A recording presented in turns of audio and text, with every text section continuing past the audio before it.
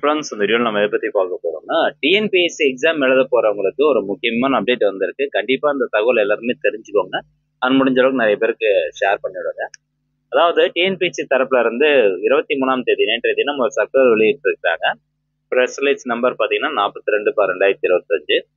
OMR ஷீட்டில் ஒரு சில மாடிஃபிகேஷன்ஸ் வந்து கொண்டு வந்திருக்கிறாங்க. அதுவும் குறிப்பாக வந்து நிறைய பயனுள்ள ஒரு மாடிஃபிகேஷன்ஸ்லாம் இருக்குது. அதெல்லாம் என்னென்ன அப்படிங்கிறத பார்க்கலாம். முதல்ல இந்த சர்க்குலர்ல என்ன சொல்லியிருக்காங்க அப்படின்னு பார்க்கலாம். தமிழ்நாடு அரசு பணியாளர் தேர்வாணையம் ஓஎம்ஆர் விடைத்தாளில் மாற்றங்களை கொண்டு வந்துள்ளது. புதிய ஓஎம்ஆர் விடைத்தாளின் மாதிரி படிவமானது ஓஎம்ஆர் ஆன்சர் ஷீட் சாம்பிள் என்னும் தலைப்பில் தேர்வாணைய இணையதளத்தில் பதிவேற்றம் செய்யப்பட்டுள்ளது. ஸோ இந்த ஓஎம்ஆர் ஆன்சர் ஷீட் சாம்பிள் அப்படிங்கிற இந்த ஒரு ஓஎம்ஆர் ஷீட்டை புதுசாக அப்டேட் ஆன ஓஎம்ஆர் ஷீட்டை வந்து இந்த வெப்சைட்ல கொடுத்துருக்கிறதா சொல்லியிருக்காங்க. அது எப்படி டவுன்லோட் பண்றது அப்படிங்கிறத நான் சொல்லிடுறேன். அதுக்கு முன்னாடி தேர்வர்கள் 4 இலக்க வினா தொகுப்பு எண்ணை அதற்குரிய வட்டங்களில் கருமை நிற பந்துமுனை பேனாவை பயன்படுத்தி கருமையாக்க வேண்டுமாறு அறிவுறுத்தப்படுகிறார்கள். மேலும் ஓஎம்ஆர் விடைத்தாளின் பக்கம் 1 பகுதி 2 தேர்வர்கள் உறுதிமொழி அளித்து கையொப்பமிட வேண்டும். அதே மாதிரி மேலும் தேர்வாணையத்தால் நடத்தப்படவிருக்கும் இனிவரும் அனைத்து ஓஎம்ஆர் முறை தேர்வுகளிலும் பங்கேற்க உள்ள தேர்வர்கள் புதிய மாதிரி ஓஎம்ஆர் விடைத்தாளினை நன்கு பார்த்து அறிந்து கொண்டு தேர்வெழுதுமாறு அறிவுறுத்தப்படுகிறார்கள்.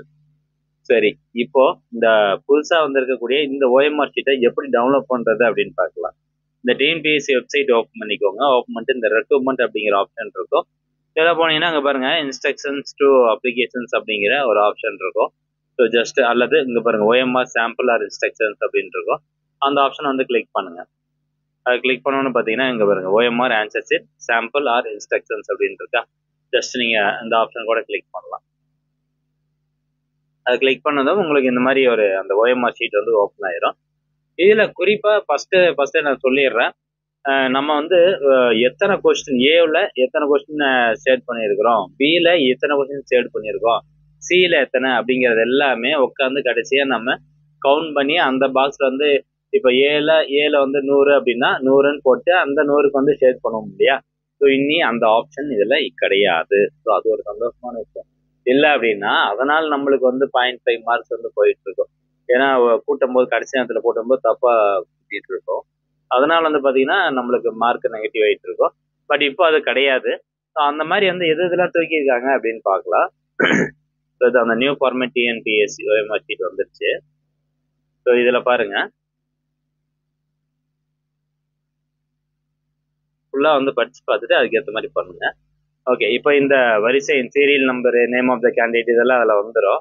வினாத்தாள் தொகுப்பு எண் கொஸ்டின் புக்லெட் நம்பர் வந்து பாருங்க இதில் கொடுத்துருக்காங்க. கொஸ்டின் புக்லெட் நம்பர் வந்து ஃபுல்லாக அதில் எழுதிட்டு அந்த நம்பரை வந்து ஷேர் பண்ணணும். ஓகே, ஸோ அது கரெக்டான சர்க்கிளில் ஷேர் பண்ணணும்.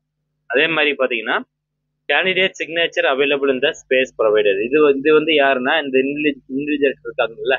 ஸோ உங்கள் அறையை வந்து கண்காணிக்கிறாங்க பார்த்தீங்களா. ஸோ அவங்க வந்து இதில் ஃபில் பண்ணுவாங்க.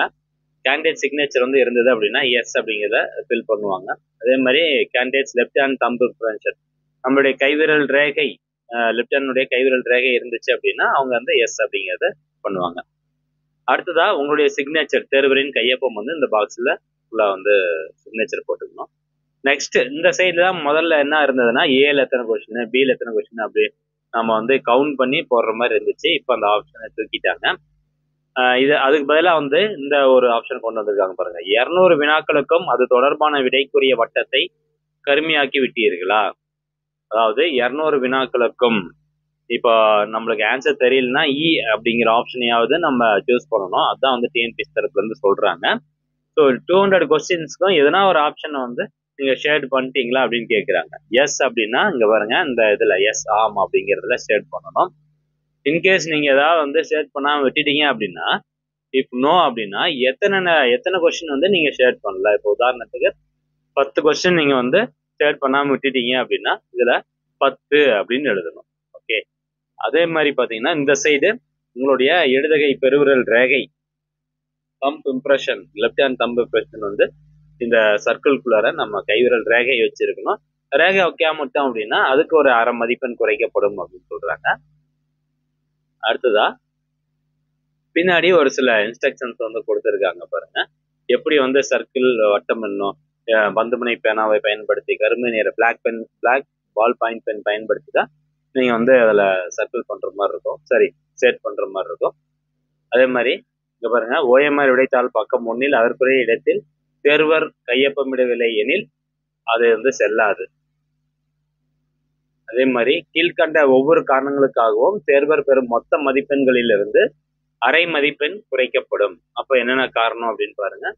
விடைத்தாளில் எந்த ஒரு வினாவிற்கும் அது தொடர்பான எந்த ஒரு வட்டத்தையும் கருமையாக்காது இருத்தல். ஓகே, எல்லா கொஸ்டினும் கம்பல்சரி நீங்க வந்து தேர்டு பண்ணியிருக்கணும். தேர்டு பண்ணணும்னா 0.5 மார்க்ஸ் வந்து குறைக்கப்படும்னு சொல்லிட்டாங்க. ஒரு கொஸ்டினுக்கு இப்போ 10 கொஸ்டின் தேர்ட் பண்ணல அப்படின்னா 0.5 மார்க்ஸ் குறைக்கப்படும். பக்கம் 1 இடது கை பெருவிரல் ரேகை பதிய வேண்டிய இடத்தில் பதியாதிருத்தல். ஸோ நம்மளுடைய கைவிரல் ரேகை வந்து பதியல அப்படின்னாலும் அதுக்கும் வந்து 0.5 மார்க்ஸ் தூக்கிடுவோம் அப்படின்னு சொல்றாங்க. கண்காணிப்பாளரின் சான்று, அதுக்கப்புறம் கடைசியா வந்து பாத்தீங்கன்னா அந்த இன்விஜிலேட்டர் இருக்காங்க பாத்தீங்களா, கண்காணிப்பாளர், அரை கண்காணிப்பாளர், அவருடைய கையெழுத்து இந்த பாக்ஸ்குள்ள இருக்கணும். ஸோ இவ்வளவுதான், ரொம்ப சிம்பிள் ஆக்கிட்டாங்க இந்த ஓஎம்ஆர் ஷீட்டை. போன வருஷம்லாம் வந்து பாத்தீங்கன்னா நம்ம ஒவ்வொன்றும் உட்காந்து கவுண்ட் பண்ணி போட்டுட்டு இருந்தோம். அந்த மாதிரிலாம் இப்போ கிடையாது.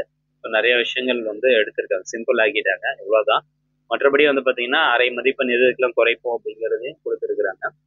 ஸோ நீங்க உங்க கையில ஓஎம்ஆர் ஷீட் வந்ததுக்கு அப்புறம் எக்ஸாம்ல அதை ஒரு தடவை படிச்சு பார்த்துட்டு பொறுமையா வந்து ஃபில் பண்ணிக்கோங்க. ஸோ ஃப்ரெண்ட்ஸ், இதுதான் அப்டேட்டு. இது நிறைய பேர் ஷேர் பண்ணுங்க, நிறைய பேர் தெரிஞ்சுக்கிட்டோம். மீண்டும் அடுத்த ஒரு நல்ல பதிவில் சந்திக்கலாம். நன்றி.